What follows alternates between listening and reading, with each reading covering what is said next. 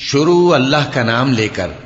جو بڑا مہربان نہایت رحم والا ہے۔ اے پیغمبر صلی اللہ علیہ وآلہ وسلم، جب منافق لوگ تمہارے پاس آتے ہیں تو ازراہ نفاق کہتے ہیں کہ ہم اقرار کرتے ہیں کہ آپ بے شک اللہ کے پیغمبر ہیں، اور اللہ جانتا ہے کہ در حقیقت تم اس کے پیغمبر ہو، اور اللہ ظاہر کیے دیتا ہے کہ منافق یقیناً جھوٹے ہیں۔ انہوں نے اپنی قسموں کو ڈھال بنا رکھا ہے اور ان کے ذریعے سے لوگوں کو اللہ کی راہ سے روک رہے ہیں۔ کچھ شک نہیں کہ جو کام یہ کرتے ہیں برے ہیں، یہ اس لیے کہ یہ پہلے تو ایمان لائے پھر کافر ہو گئے،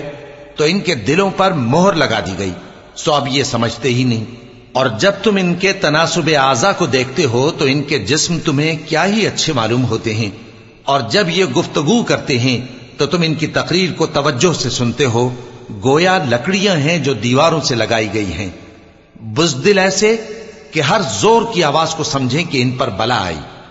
یہ تمہارے دشمن ہی ہیں، سو ان سے محتاط رہنا، اللہ ان کو ہلاک کرے، یہ کہاں بہکے پھرتے ہیں۔ اور جب ان سے کہا جائے کہ آؤ رسول اللہ صلی اللہ علیہ وآلہ وسلم تمہارے لیے مغفرت مانگیں، تو سر ہلا دیتے ہیں، اور تم ان کو دیکھو کہ تکبر کرتے ہوئے رکے ہی رہتے ہیں۔ تم ان کے لیے مغفرت مانگو یا نہ مانگو، ان کے آگے برابر ہے، اللہ ان کو ہرگز نہ بخشے گا، بے شک اللہ نافرمان لوگوں کو ہدایت نہیں دیا کرتا۔ یہی ہیں جو کہتے ہیں کہ جو لوگ رسول اللہ صلی اللہ علیہ وآلہ وسلم کے پاس ہیں ان پر کچھ خرچ نہ کرو یہاں تک کہ وہ خود بخود بھاگ جائیں،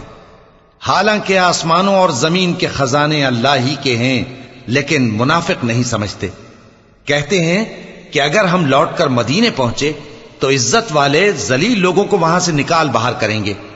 حالانکہ عزت اللہ کی ہے اور اس کے رسول صلی اللہ علیہ وآلہ وسلم کی اور مومنوں کی، لیکن منافق نہیں جانتے۔